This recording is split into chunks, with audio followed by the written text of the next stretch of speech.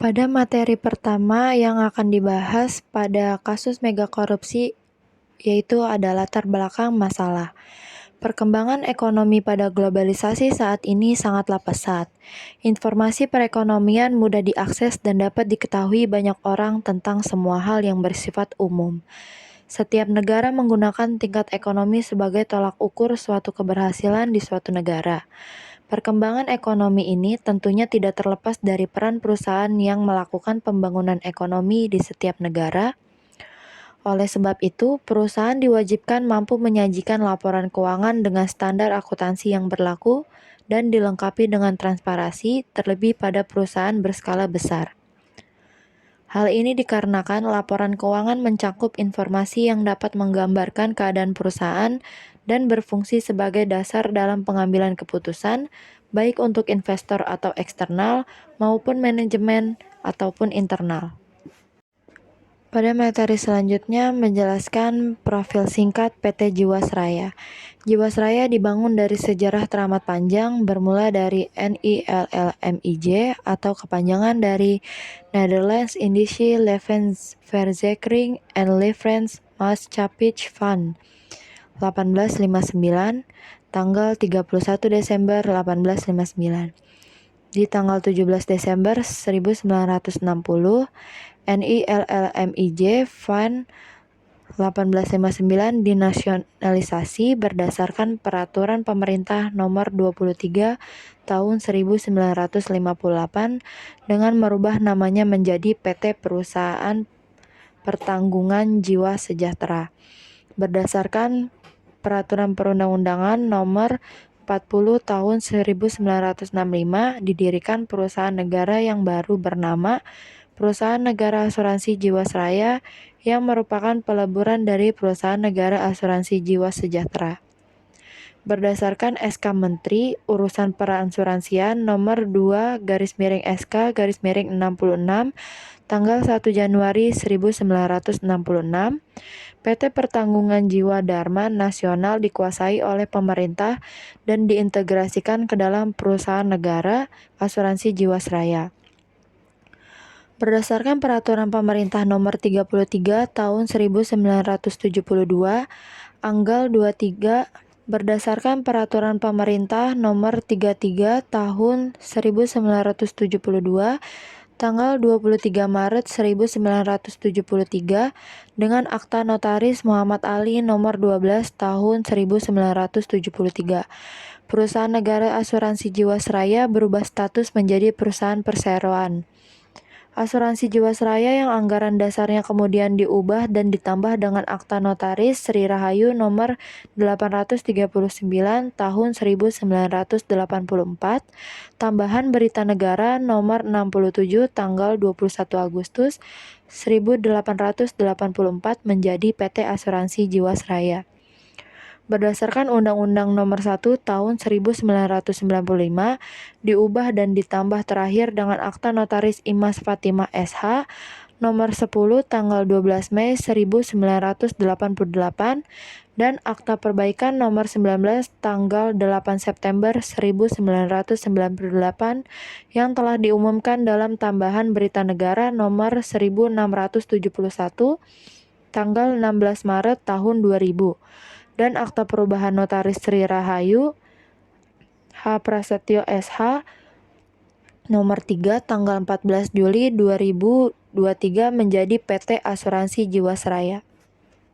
Baik, saya akan melanjutkan yaitu studi kasus pada Desember 2019, di mana investasi di Indonesia dikejutkan oleh pengumuman yang dilakukan oleh Direktur Utama PT Asuransi Jiwasraya yang dinyatakan ketidakmampuan membayar klaim polis nasabah sebesar 12 triliun, 4, di mana bulan Januari 2020 Badan Pemeriksa Keuangan BPK mengungkapkan kerugian yang diderita Jiwasraya dari perdagangan saham sebesar 6,4 triliun. Hal ini juga diduga menjadi penyebab kegagalan PT Asuransi Jiwasraya dalam membayar klaim nasabah. Penyebab kegagalan membayar ini adalah adanya salah satu produk Jiwasraya yakini JS Saving Plan yaitu produk ini diluncurkan pada tahun 2015 dan produk ini menjanjikan tingkat imbalan hasil yang tinggi, bahkan lebih tinggi dari tingkatan bunga deposito yang berlaku saat ini. Nah, di mana dana itu diperoleh dari produk diinvestasikan pada instrumen saham dan reksadana yang berkualitasan rendah. Pemegang saham polis tidak dapat memanfaatkan atau mencairkan asuransi tersebut. Menurunnya minat masyarakat melalui asuransi dan mengurangi sumber dana investasi yang berasal dari industri asuransi itu tersebut. Di sini saya akan membacakan alur kasus, yaitu penyebab kerugian AJS. Antara lain itu bersumber dari pertimbangan bisnis di mana AJS menempatkan dananya pada saham-saham yang memiliki volatility yang cukup tinggi, di mana ternyata di kemudian hari harganya jatuh banget. Nah, terkait dengan pertimbangan bisnis tersebut terdapat beberapa hal yang menjadi concern, yaitu adanya pelanggaran etika bisnis sebagai berikut. Yang pertama, investasi saham dalam jumlah besar yang tersumber dari prime para pemegang polis pada saham-saham berkualitas rendah. Seharusnya dalam mengelola dana, nasabah dituntut kejujuran, kehati-hatian, transparansi, dan tanggung jawab moral. Nah, di sini yang kedua, pemberian harapan semu kepada pemegang polis melalui janji memberikan tingkat imbalan dengan nilai di atas nilai imbalan di hasil investasi lain seperti deposito. Dan yang ketiga, adanya informasi yang tidak diungkapkan kepada pemegang polis terkait mengapa klaim pemegang polis atas produk asuransi AJS tidak dapat dicairkan. Di sini saya sebagai pemateri ketiga, dan di sini juga saya akan menyampaikan materi yang berjudul perilaku manajemen dan pengendalian manajemen. Dalam perilaku manajemen, pertimbangan tersebut itu terlepas dari perilaku manajemen dalam penetapan kebijakan, pengambilan keputusan, dan operasional perusahaan yang diduga dipengaruhi oleh beberapa faktor, yaitu faktor pertama adanya tekanan yang bersumber dari kondisi keuangan perusahaan yang buruk dan kewajiban untuk memenuhi mandat pemegang saham untuk menghasilkan dividen. Faktor kedua adalah self-interest, agar terlihat berprestasi dengan menyelesaikan permasalahan keuangan secara cepat melalui jalan pintas, agar masa jabatan dapat diperpanjang dan juga kesempatan untuk menerima bonus yang lebih besar lagi. Kedua faktor tersebut menyebabkan manajemen yang seharusnya berpikir secara rasional dan bertanggung jawab menjadi tidak rasional. Mengutip teori behavioral economic, dalam kasus JWS, terbatasnya rasionalitas manajemen yang mendorong terjadinya systemic thinking error yang ditunjukkan antara lain melalui perilaku cognitive bias. Materi yang selanjutnya yaitu pengendalian manajemen. Oleh karena itu, pengendalian manajemen dalam penetapan kebijakan, pengambilan keputusan, dan operasional perusahaan harus dijaga agar tetap objektif, yaitu dengan menjaga yang pertama, integritas pemegang amanah atau pemegang saham, manajemen dan pegawai. Yang kedua, profesionalisme manajemen dan pegawai. Yang ketiga, ketaatan manajemen dan pegawai pada etika profesi. Yang keempat, ada track record senantiasa baik. Yang kelima, keterbukaan informasi. Yang keenam, pengawasan OJK. Dan yang ketujuh, tata kelola perusahaan atau GCG. Hal lain yang cukup penting terkait dengan kasus mega korupsi Jiwasraya selalu dikaitkan dengan peran OJK sebagai otoritas pengawas lembaga keuangan. Seperti diketahui dalam menjalankan lembaganya, OJK bertujuan agar keseluruhan kegiatan di dalam sektor jasa keuangan yang pertama, terselenggara secara teratur, adil, transparan, dan akuntabel. Yang kedua, mampu mewujudkan sistem keuangan yang tumbuh secara berkelanjutan dan stabil. Dan yang ketiga, yaitu mampu melindungi kepentingan konsumen dan masyarakat. Materi ke-8 yaitu tugas OJK dipertanyakan. Otoritas Jasa Keuangan atau OJK mempunyai fungsi penyelenggaraan sistem pengaturan dan pengawasan yang terintegrasi terhadap keseluruhan kegiatan di sektor jasa keuangan. OJK juga mempunyai tugas melakukan pengaturan dan pengawasan terhadap kegiatan jasa keuangan di sektor perbankan, pasar modal, dan institusi keuangan non-bank. Dilihat dari tugasnya sebagai pengawas jasa keuangan, maka keberadaan OJK dalam kasus mega korupsi Jiwasraya banyak dipertanyakan publik.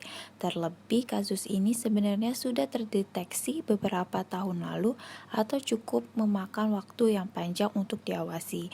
Namun demikian, terlepas dari opini-opini publik yang masih perlu diuji kebenarannya, secara fundamental kasus gagal bayarnya Jiwasraya ini karena penerapan good corporate governance dalam mengelola perusahaan tidak diterapkan dengan baik dan benar oleh pemimpin Jiwasraya sesuai dengan aturan yang sudah ada, yaitu POJK nomor 73 POJK 05 2016 tentang tata kelola perusahaan yang baik bagi perusahaan perasuransian.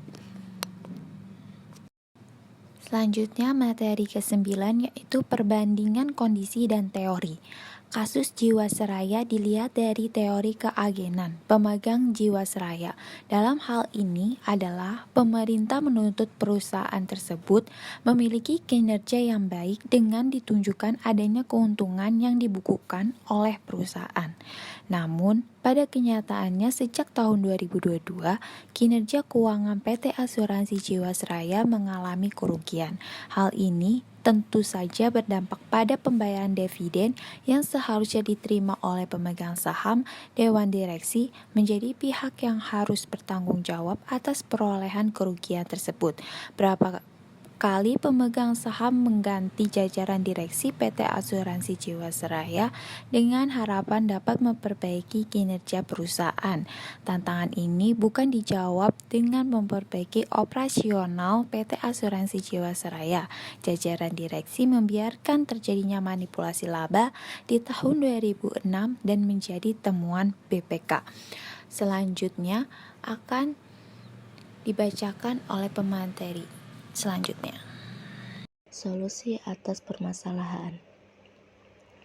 Berapa solusi sebagai upaya untuk mendorong tetap terjaganya integritas dan profesionalisme, track record dan etika profesi, yaitu dengan pertama membangun budaya perusahaan melalui contoh perilaku pemimpin, role model atau patron.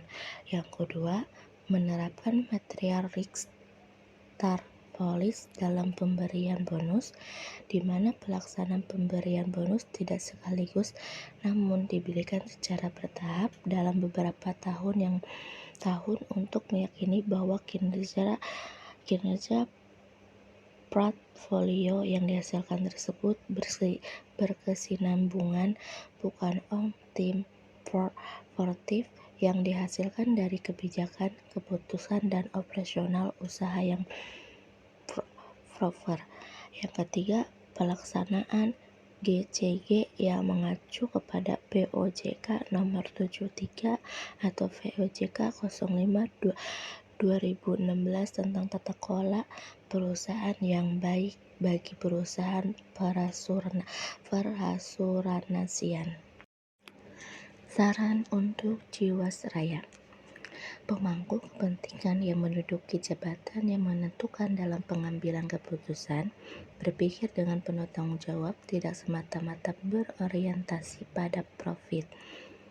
Lembaga pengawasan lebih meningkatkan kinerjanya sehingga dapat mengkaji dan mengevaluasi sebelum terjadi kerugian yang jauh lebih besar yang berdampak pada perusahaan, investor, stakeholder, dan masyarakat luas. Dalam proses seleksi benar-benar memperhitungkan skill dan track record calon pegawai yang menduduki jabatan penting dalam pengambilan keputusan perusahaan.